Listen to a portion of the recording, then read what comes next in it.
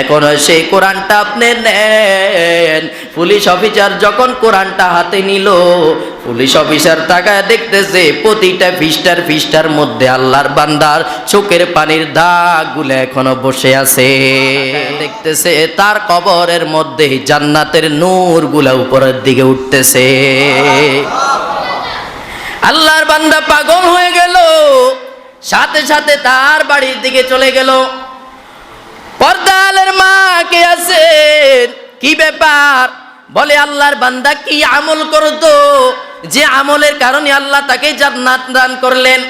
আল্লাহর বান্দি পর্দার আড়াল থেকে ডাক দিয়া কয়, ভাই আল্লাহর বান্দা মূর্খ মানুষ ছিল, শিক্ষা দীক্ষা তেমন ছিল না, আমলও তেমন ছিল না, কোরআন তেলাওয়াত পড়তে পারতো না, মাঝে মাঝে কোরআনটা বুকের মধ্যে জড়ায়া ধরিয়া কান্নাকাটি করতো, কোরআন পড়তে পারতো না, কোরআনের হাতগুলা লাইনের মধ্যে ধরতে ধরতে কান্নাকাটি করতো। এখন সেই কোরআনটা আপনি নেন।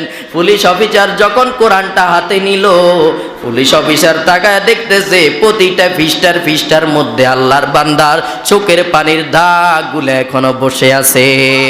নামাজের পর একটু তেলাওয়াত করেন, যাই পারেন তা একটু তেলাওয়াত করেন।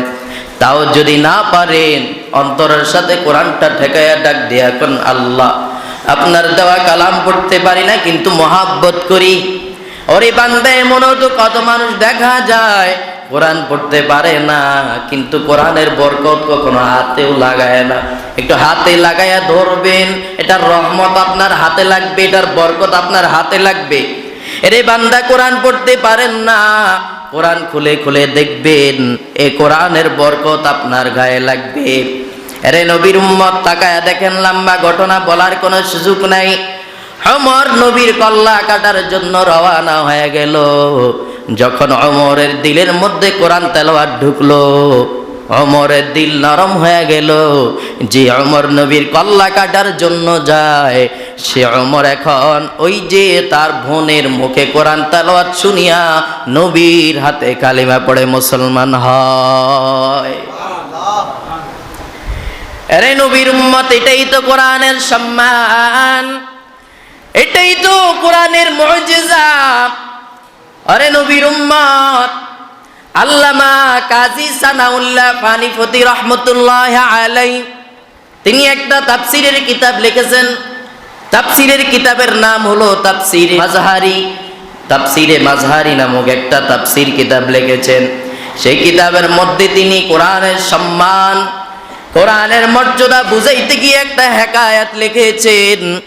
হেকায়াতের মধ্যে তিনি বলেন, ভারতের এক বান্দা গামছা বিক্রেতা, গামছা বিক্রি করত। গামছা বিক্রি করে করে জীবন চালায়। হঠাৎ করে বাজারের মধ্যে এক বান্দা আল্লাহর কালাম নিয়ে আসলো। আল্লাহর কালামের কথা শুনিয়া বান্দার দিলটা নরম হয়ে গেল। বান্দা আল্লাহর কালাম কেনার জন্য পাগল হয়ে গেল। যখন বাজারের মধ্যে আল্লাহর কালাম আসলো, আল্লাহর বান্দা পকেটে হাত দিয়ে দেখে মাত্র 2 টাকা আছে। দৌড়াইয়া চলে গেল আল্লাহর কালাম কেনার জন্য। যে ডাক দিয়ে কয়, ভাই আল্লাহর কালাম কত আমাকে বলো। আল্লাহর বান্দা ডাক দিয়ে কয়, একটা কালামের দাম হলো 3 টাকা। আল্লাহর বান্দা ডাক দিয়ে কয়, ভাই আমি গরিব মানুষ, আমার কাছে 2টা টাকা আছে, আমাকে আল্লাহর কালাম দিবানি? বলে, না না, 3 টাকা ছাড়া আমি কালাম বিক্রি করব না। আল্লাহর বান্দা পাগল হয়ে গেল, আমি আল্লাহর কালাম কোরআন শরীফ আমার কিনতে হবে, টাকা নাই, পয়সা নাই। আল্লাহর বান্দা চিন্তা করলো, আমার ঘরের মধ্যে একটা দামি জামা আছে। আল্লাহর বান্দার সাথে সাথে বাড়ির মধ্যে যাইয়া আল্লাহর কালাম যখন কেনার জন্য পাগল হয়ে এলো, জামাটা বের করে বাজারের মধ্যে নিয়ে আসলো। ভাই আমি গরিব, আমার টাকা নাই, পয়সা নাই, আমি আল্লাহর কালাম কিনতে চাই। আল্লাহর কালাম কেনার জন্য আমার আর একটা টাকার দরকার, জামা বিক্রি করব, কে কিনবা? আল্লাহর বান্দা যখন জামা নিয়ে আসলো, মানুষগুলা চেয়ে চেয়ে চলে যায়। একজনের দিলের মধ্যে মায়া লাগলো, ভাই তুমি আল্লাহর কালাম কিনবে মনে হয়? বলে, হ্যাঁ। আমি এই জামা বিক্রি করতে চাই? বলে, হ্যাঁ আমি কিনবো, আমার কাছে বিক্রি করবানি? হ্যাঁ। কত দিয়ে বিক্রি করবা? বলে মাত্র 5 টাকা হইলে আমি বিক্রি করব। আল্লাহর বান্দা যখন 5 টাকা দিয়ে জামাটা ক্রয় করে নিল, আল্লাহর বান্দা 5 টাকা নিয়ে আল্লাহর কালামের জন্য দৌড়ায়। আল্লাহর কালাম যখন বান্দা ক্রয় করলো, বাড়ির মধ্যে 2 জন ব্যক্তি, একজন হলো তার মেয়ে, 2 জন দ্বিতীয় নাম্বার হলো তার বিবি। আল্লাহর বান্দা সুন্দরভাবে আল্লাহর কালাম ক্রয় করিয়া সুন্দরভাবে পরিষ্কার করে, ধুলা মালা পরিষ্কার করে, ধুলা ময়লা পরিষ্কার করিয়া সুন্দরভাবে তাকের মধ্যে সাজায়া রাখে। আর সময় করে করে এই কালামটা বুকের মধ্যে লাগায়া ডাক দিয়া কয়, হাজা কালাম রব্বি, এটা হলো আমার মালিকের কিতাব, এটা হলো আমার মালিকের কিতাব। এই কথা বলে বলে আল্লাহর বান্দা কান্নাকাটি করে। আর মাঝে মাঝে কোরআন পড়তে পারেন না, কোরআন খুলে খুলে কোরআনের আয়াতের মধ্যে হাত বুলার কান্নাকাটি করতে করতে চোখের পানির দাগ কোরআন শরীফের মধ্যে পড়ে গেল। আল্লাহর বান্দা যখন এইভাবে কোরআনকে মহাব্বত করতে করতে কিছুদিন পর আল্লাহর কি কুদরত, আল্লাহর বান্দা দুনিয়া থেকে বিদায় নিয়ে চলে গেল। আল্লাহর বান্দা এমন একটা এলাকার মধ্যে বসবাস করে, যে এলাকার আশেপাশে কোনো আলেম নাই, শিক্ষিত মানুষ নাই। আল্লাহর বান্দা দুনিয়া থেকে যাওয়ার পর তার জানাজা কি পড়াবে কাউকে খুঁজে পাইতেছে না। সবাই মিলে সিদ্ধান্ত করলো তার লাশটাকে বাজারের মধ্যে নিয়ে যাও। যখন তার লাশটাকে বাজারের মধ্যে নিয়ে যাওয়া হয়, হঠাৎ করে তাকায় দেখতেছে ঘোড়াত করে এক পুলিশের অফিসার আসতেছে। সবাই হাত বুলে ডাক দিয়া কয়, ভাই আপনি জানাজার নামাজ পড়াইতে পারেন কিনা? আমাদের এই মুর্দার জানাজার নামাজটা পড়ায় দেন। পুলিশ অফিসার ডাক দিয়া কয়, ভাই আমি জানাজার নামাজ পড়াইতে পারি, কিন্তু যদি আমার দেরি হয়ে যায়, দেরিতে যদি ডিউটির মধ্যে যায় আমার চাকরি চলে যাওয়ার উপক্রম হবে। সবাই মিলে পা ধরাধরি করলো, ও ভাই আমরা প্রয়োজনে আমরা সকালে যাইয়া আপনার নামে সুপারিশ করবো, আপনি জানাজার নামাজটা পড়ায় যান। আল্লাহর বান্দা যখন জানাজার নামাজ পড়াইলো, সবাই মিলে আবার ধরলো, আপনি একটু দাপন কাপনের কাজ সেরে যান। আল্লাহর বান্দা যখন দাপন কাপনের কাজ শুরু হয়ে গেল, আল্লাহর বান্দা দাপন কাপনের কাজ শেষ করিয়া যখন অফিসের দিকে যায়, দারোয়ান এখন তাকে ঢুকতে যায় না, কারণ একটা নিয়ম ছিল কার্ড দেখানো ছাড়া ভিতরে ঢুকার অনুমতি নেই।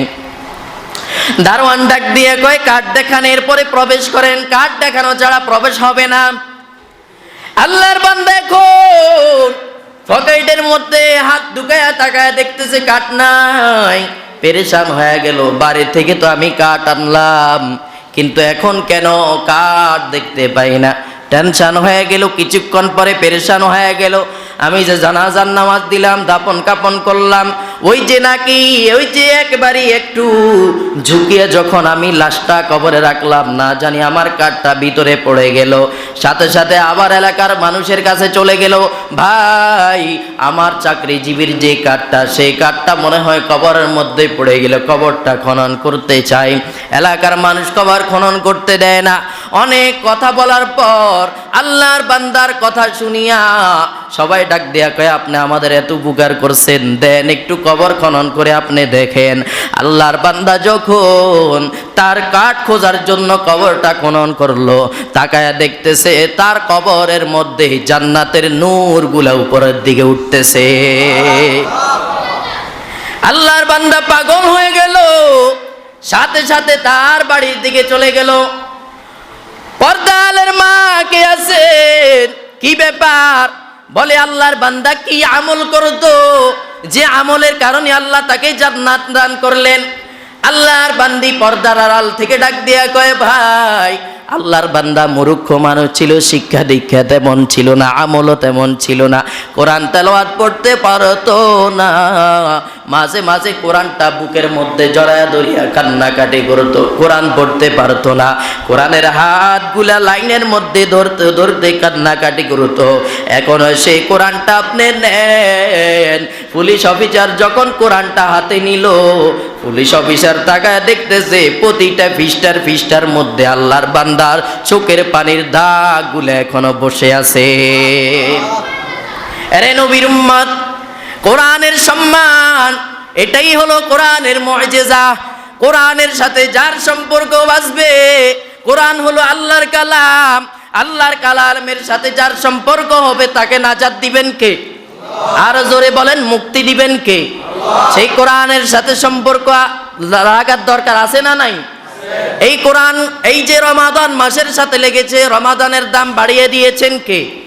আরে নবীর উম্মত, কোরআন পড়তে পারেন না, মাঝে মাঝে এই রমাদান মাস কোরআনটা হাতে নেন, একটু বুকের মধ্যে লাগান, বুকের মধ্যে লাগায় লাগায় কান্নাকাটি করেন, হে মালিক কোরআন পড়তে পারি না, কিন্তু তোমার কালামের মহাব্বত আমার অন্তরে আছে।